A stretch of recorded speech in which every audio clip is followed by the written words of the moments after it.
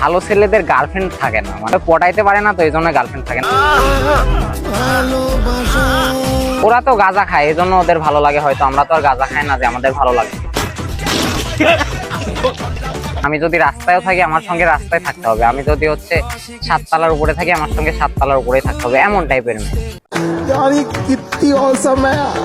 রমনাতে ঘুরতে এসে কেমন লাগলো? রমনাতে ঘুরতে আসতে আসলে একা একা ভালো লাগছে না ভাইয়া। ভাইয়া শাহবাগী বলতে কি, যারা টিপ করে থাকে ওদেরকে শাহবাগী বলা হয়?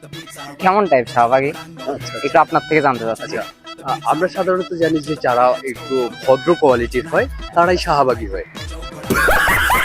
এখন বিষয়টা তো আমরা নেগেটিভ ভাবে নাও দেখতে পারি। হচ্ছে কোন ক্যাটাগরির মেয়েকে পছন্দ করে? আমাকে সবসময় ভালোবাসবে এমন টাইপের মেয়ে পছন্দ করি। এমন টাইপের মেয়ে হয়তো আল্লাহ আমার জন্য রাখছে, যেদিন খুঁজে পাবো সেদিন এমনি এমনি চলে আসবে, খোঁজা লাগবে না। অবশ্যই পারবো, আমি স্টুডেন্ট, আমি চেষ্টা করতেছি, আমি পড়াশোনা করতেছি। একদিন 1 লাখ কেন 3 লাখ টাকাও ইনকাম করতে পারবো, কিন্তু টাকা থাকলে তো আসলে মেয়ে আসবে এমন না। মেয়েরা সাধারণত বলে যে 1 লাখ টাকার উপরে তার স্যালারি হতে হবে, তাহলে তার সাথে থাকবো, আর না হয় তার সাথে থাকবো না। অন্য দিক থেকে আমরা চেষ্টা করব, যার টাকা থাকবে বেশি তাকেই আমরা ভালোবাসবো। বিষয়টা আপনি কিভাবে দেখছেন?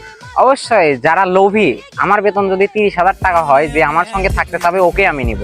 লোভী কোনো মেয়েকে আমি হচ্ছে নিব না। আমার যদি 3 লাখ টাকা হয়, ও আমাকে টাকা থেকে আসতেছে, আমার এক সময় টাকা ফুরাত যেতে পারে, ও তো আমাকে তখন ছেড়ে চলে যাবে। এজন্য তো আমি তো এজন্য নিব না, লোভী কাউকে আমি চয়েস করবো, এটাই আমার বক্তব্য। লোভী কেন চয়েস করবেন না আপনি? কেমন মেয়ে চান, সুন্দর নাকি কালো? কালো হলেও চলবে, কিন্তু ভালোবাসতে হবে প্রচুর। কেমন ভালোবাসবে, সবসময় আমাকে টেক কেয়ার করবে। আমি যদি রাস্তায়ও থাকি আমার সঙ্গে রাস্তায় থাকতে হবে, আমি যদি হচ্ছে 7 তলার উপরে থাকি আমার সঙ্গে 7 তলার উপরেই থাকতে হবে, এমন টাইপের মেয়ে। সাধারণত মেয়েরা যারা